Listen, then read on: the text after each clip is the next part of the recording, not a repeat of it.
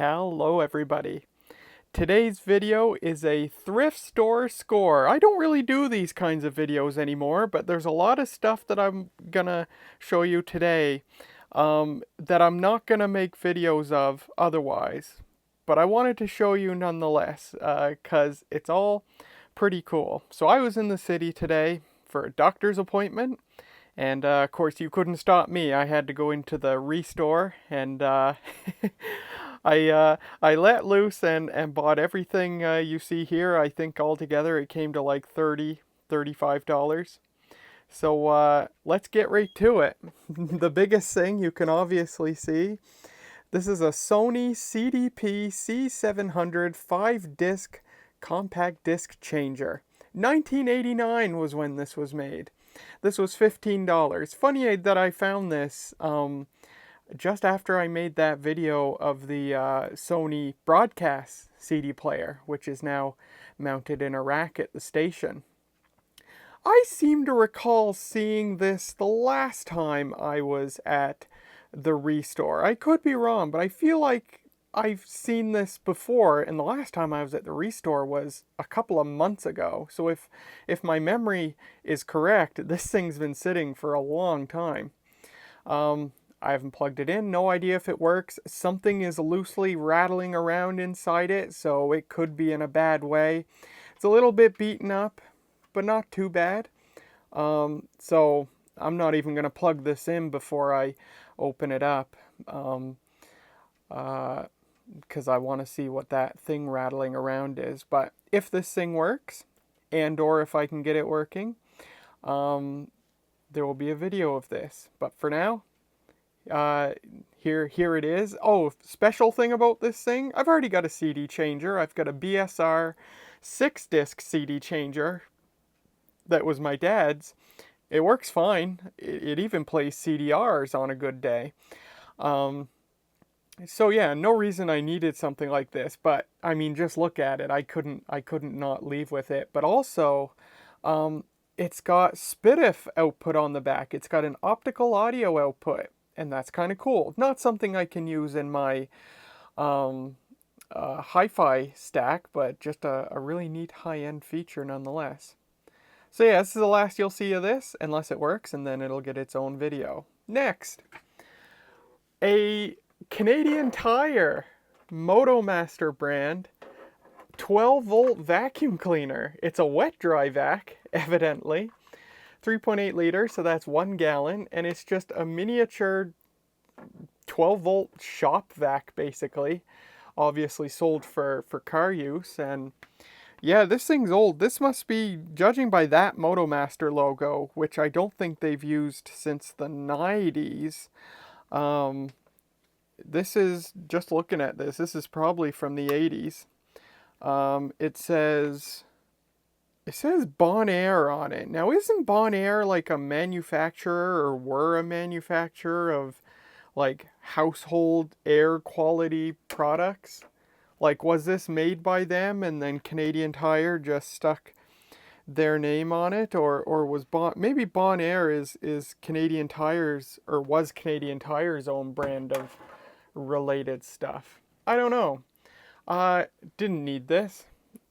But it was interesting enough to check out. Vintage vacuum cleaner. I can't imagine that this doesn't suck. And by that I mean is poor at its job. I can't imagine this thing's much good. I mean, how much power can you get out of a cigarette lighter socket? Usually 15 amps rated, so I don't know. It could be okay though. It did come with the hose. The hose is inside it. And it's got the little filter on it too. No bag in it. I don't know what kind of bag this would use, or if a bag was ever offered at all. But same deal, if this thing works, I suppose I'll make a video of it. It'll be a pretty short video, I imagine, though. So those are the big things. And the rest of the things I got are, some of it's, you know, just kind of neat, and then some of it's really cool. I got a couple of VHS tapes. Best of Red Green. I love the Red Green show. Saw this, decided to get it. This is early Red Green. This is from 1995, so when the show was only 4 years old.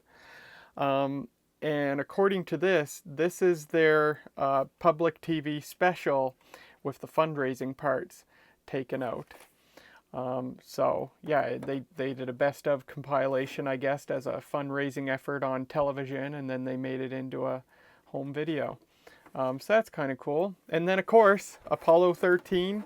I don't know if this is considered one of the greatest films ever made, but it's certainly one of the most talked about films. I am not a movie buff. I don't watch movies at all. In fact, the last time I was in a movie theater was 15 years ago to see Rise of the Planet of the Apes, and it was so long ago that they were still rolling the movie on 35 millimeter film on a film projector. That's how long it's been since I saw a film in a movie theater.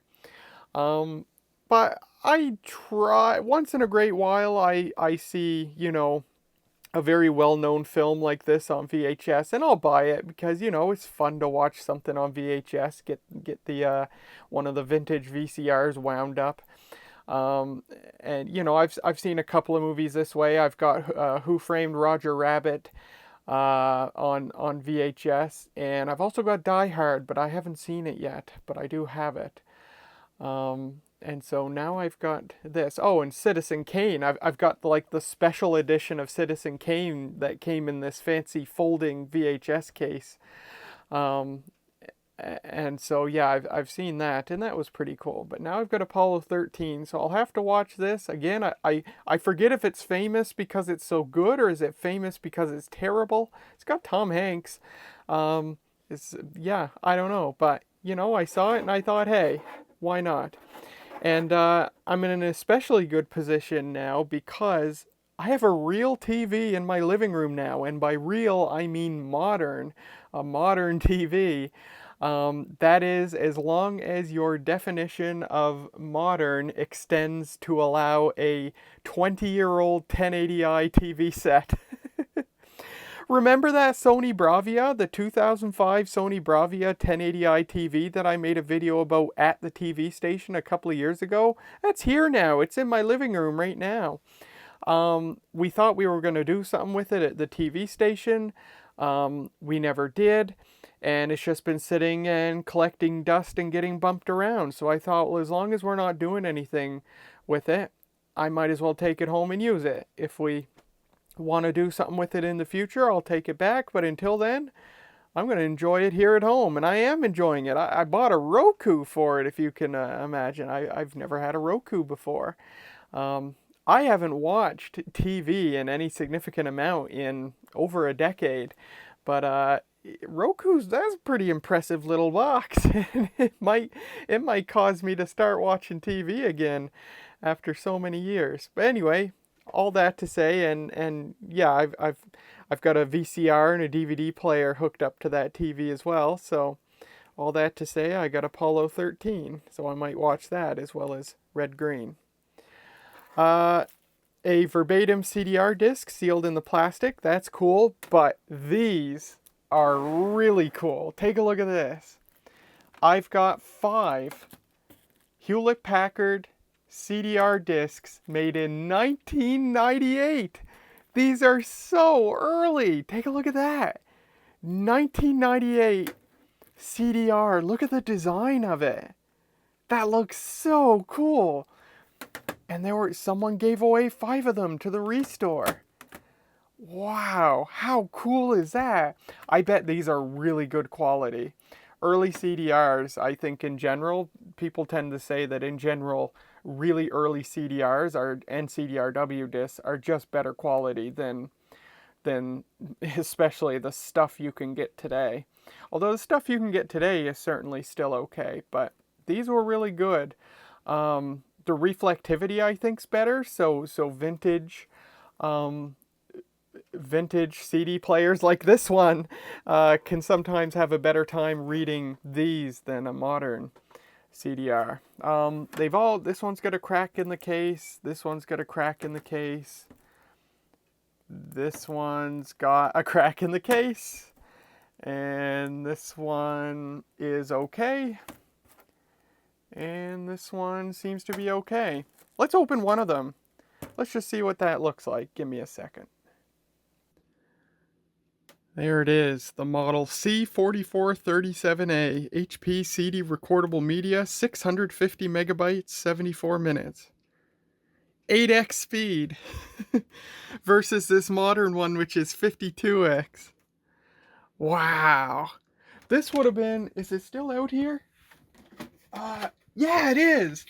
These would have been sold at the same time as this HP CD Writer Plus, which I just happen to have sitting on the floor beside me. I had it in a computer recently. When was this made? This was made in 2000, so a couple of years newer, but I wouldn't be surprised if there was some overlap between when these were sold.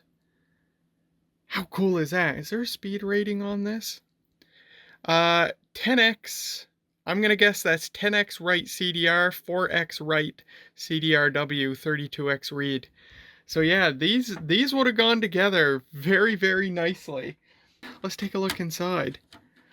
Wow. How cool is that? Oh, I see my lapel mic has died, sorry. Oh, that's so nice. It's a matte finish, so good for writing on with like a fine point Sharpie or something. Oh, the disc itself is copyright 1999, so almost certainly these were sold at the same time as that CD burner. And they gave you a really nice case too.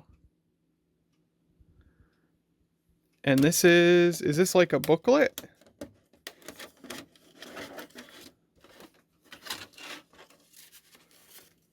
I love that old HP logo. Where did we go wrong? Oh, okay, yeah, right. So you can list tracks or files. Wow, look at that. How neat. Neato. I've never seen CDRs this old. We didn't get our first CD burner until mid 2000s, I think. That was the first time I ever saw CD burning. I'll let you look at that. Use like a large floppy diskette. They had to compare it to something. This quality CD recordable media is compatible for use with HP CD Writer, CD Recorder Reader drives. It's also compatible for use with HP CD Writer Plus. Hey, that's the drive I just showed you. CD Rewriter Reader drives, as well as other major manufacturers of CDR and CDRW drives. hp.com/go/CDR. What a treat, and there were 5 of these. I think I paid $1 each for them. What a treat. Thank you to whoever decided to just give these away instead of selling them for $10 a piece on eBay. The hardest part is going to be what to use them for, because I definitely want to use them for something. But, you know, you write to it once and that's it. You can never change it. So what do I use these for? Do I burn music onto them to play in this thing if it works? Do I burn data onto it? Do I just use them to hold drivers and stuff so that I can put them in a vintage computer and they'll probably have a better time reading? Don't know. The possibilities are endless, as the HP logo says. Well, there you go. That is all the stuff I bought at the ReStore today. And like I said, videos to come on this and this if they work. But other than that, thank you very much for watching, and I will see you in the next video. And have a good weekend.